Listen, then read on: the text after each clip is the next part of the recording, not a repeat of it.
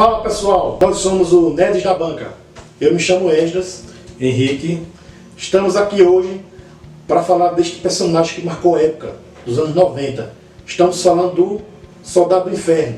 Nesse vídeo de hoje a gente vai resolver tratar das influências culturais que influenciaram no Spawn, né? E a primeira grande influência que a gente vai ver da literatura no Spawn é a obra de Dante Alighieri, a Divina Comédia, né?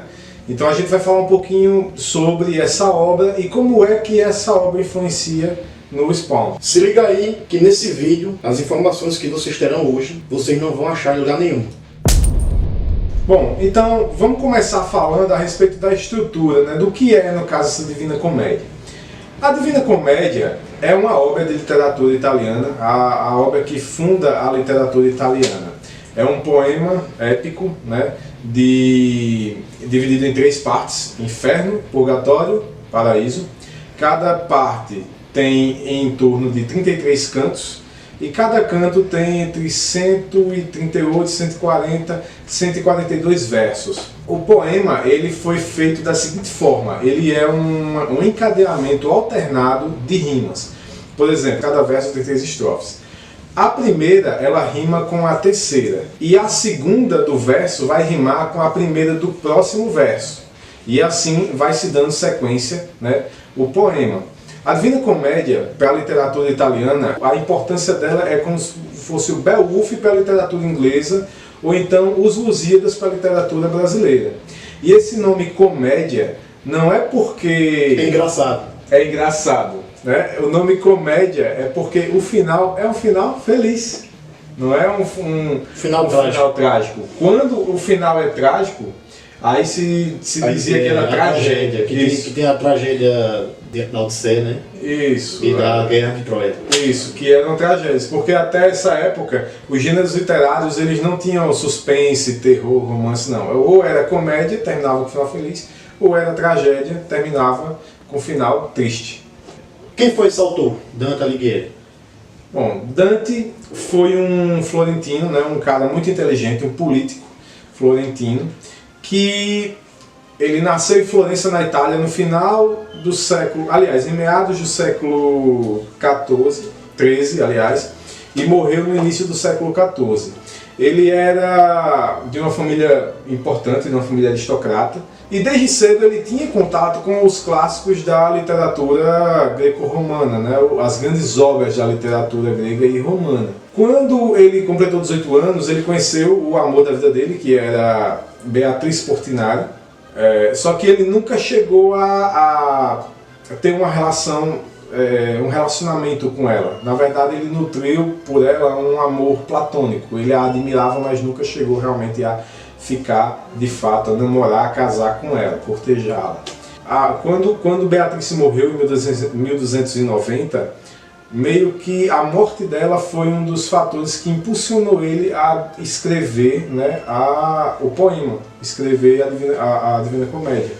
Porque ele ficou inconsolável, né, que a pessoa, a amada dele, não estava mais viva. Mesmo que nesse caso seria uma tragédia, se fosse uma história. Se fosse uma história, seria uma tragédia, justo. Certo. Então, Henrique, você nos deu uma introdução sobre quem é Dante e sobre a obra dele. O pessoal quer saber como foi que o Todd McFarlane se inspirou, né, nessas obras que você falou para criar o universo de Spawn. Ele se inspira principalmente na primeira parte, né, que é a parte do inferno. Nessa parte do inferno, que inclusive se tornou meio que a referência para o próprio catolicismo, né, de dizer como que seria o inferno cristão, ele vai se inspirar nessa parte para criar o universo dele, criar o inferno do Spawn. E o poema é mais ou menos assim, né? O Dante ele começa perdido numa floresta e lá ele encontra uma pantera, uma loba e um leão, e ele está entre a floresta e está entre uma colina. Então ele está meio que numa situação, né, de morre entre a cruz e a espada. Entre a cruz e a espada. Só que aí aparece o espírito do poeta Virgílio e diz: olha, é o seguinte, eu posso te salvar. Você quer ver sua Beatriz de novo? Quer, mas aí você vai ter que fazer essa jornada pelo inferno, purgatório e paraíso. E aí ele vai. E quando ele chega nas portas do inferno, a primeira coisa com que ele se depara é com a seguinte frase, né? Deixai ao vós que entrais toda a esperança. Ele não pode ter, não teria, né, esperança nenhuma de sair de lá. E aí Dante começa a sua jornada e ele começa a descrever a arquitetura do inferno. Como é que o inferno é dividido?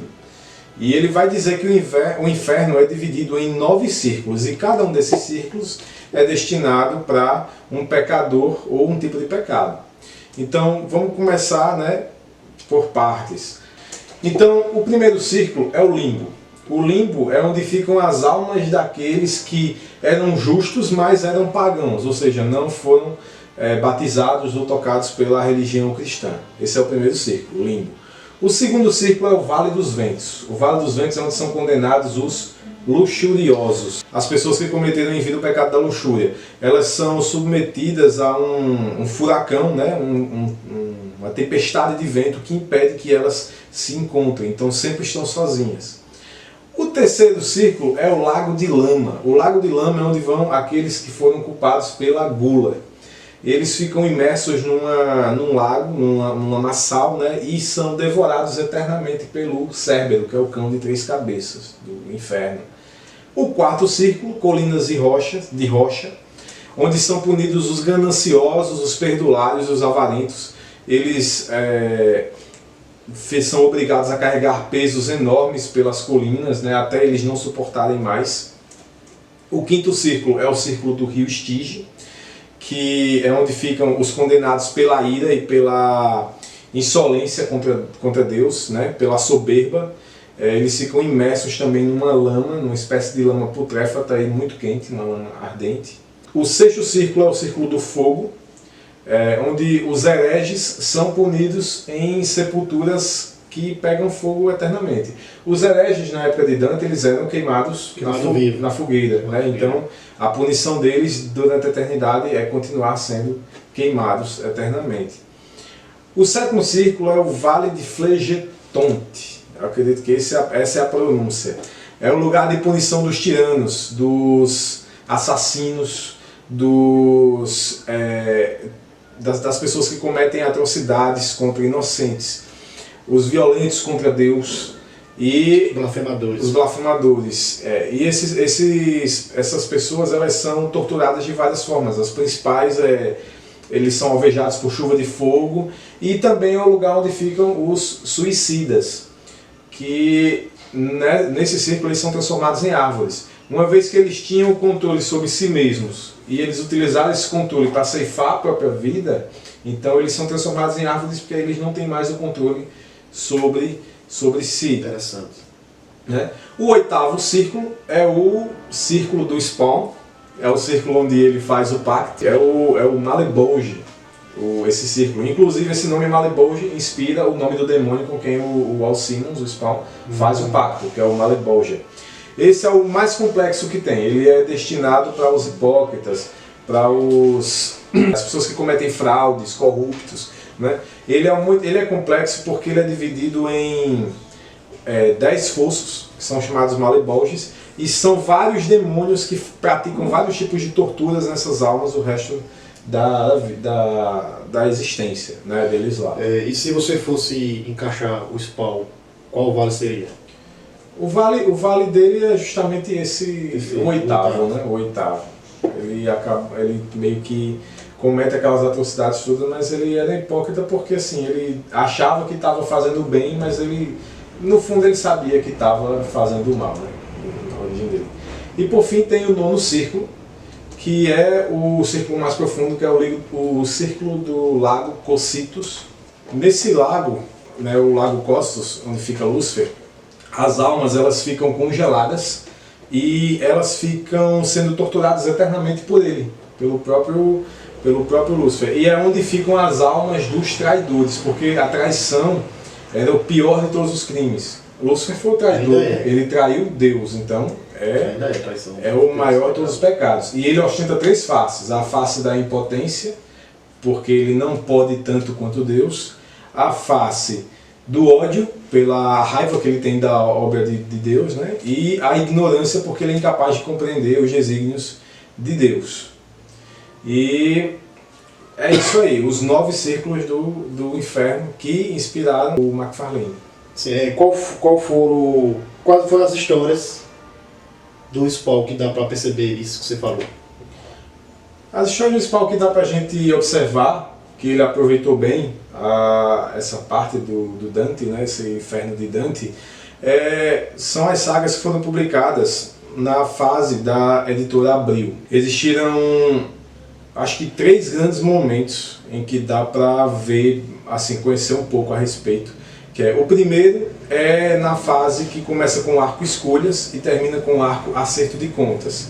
Começou em Spawn 49 e terminou em Spawn 53.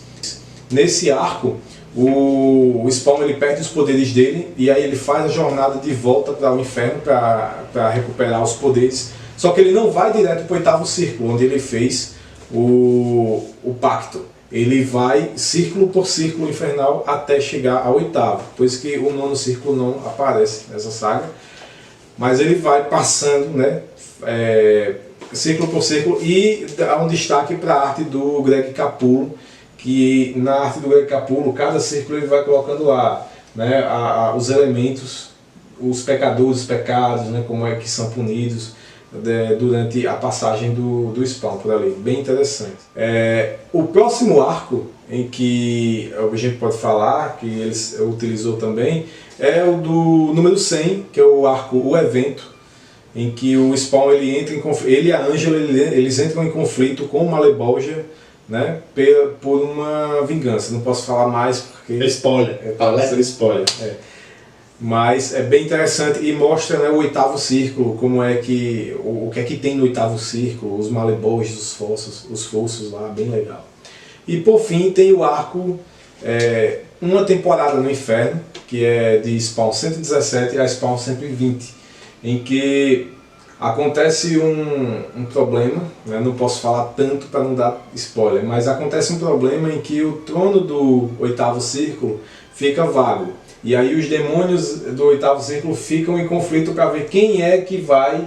É que nem a Guerra dos Tronos. Isso, uma Guerra dos Tronos infernal. E aí mostra também quem são os demônios que estão lá no 8º círculo, mostra um pouco da geografia da área do 8º círculo, mostra inclusive até a arte que nessa época já foi desenhado pelo Angel Medina, já não era mais o Greg Capullo. Algumas figuras que faziam parte do universo do Spawn, como por exemplo o Billy Kincaid, o famigerado Billy Kincaid, e algumas figuras históricas reais, como por exemplo Hitler, eles sendo aliciados ali, sendo utilizados como soldados nessas batalhas, nessa disputa, né? Então, se você gostou desses arcos, procura a obra original que o autor se inspirou, né? E esse arco, Uma Temporada no Inferno, já é do Todd McFarlane com o Brian Hogan e é desenhado pelo Angel Medina. Os outros 2 que eu citei antes, eles são do Todd McFarlane, né? O evento também é Brian Hogan, também, ele é co-roteirista também. Muito, muito bom mesmo. É isso aí, pessoal. Espero que tenha gostado desse vídeo. Gostaria de mandar um abraço para o nosso amigo Léo Violador por essa oportunidade que ele nos cedeu. Nós somos o Dentes da Banca. Siga lá a nossa página no Instagram. E siga também o Spawn Brasil. Queria aproveitar também para agradecer ao André, que está à frente aí do canal do Spawn Brasil no YouTube. E foi ele que veio falar com a gente para a gente fazer esse vídeo e tal, dessas curiosidades, né? Essa parte aí. Segue o Nerd da Banca, como o meu colega que falou, né? A gente está sempre postando review e a gente está com um projeto lá, né? Nerd da Banca Spawn Brasil. Todo mês a gente está postando 1 ou 2 reviews de sagas do Spawn para ajudar a divulgar o personagem e fazer ele se tornar popular novamente aqui no país, certo? E se vocês gostaram desse vídeo e quiserem outra participação da gente em outro tema, comenta aí embaixo. Valeu! Valeu, gente!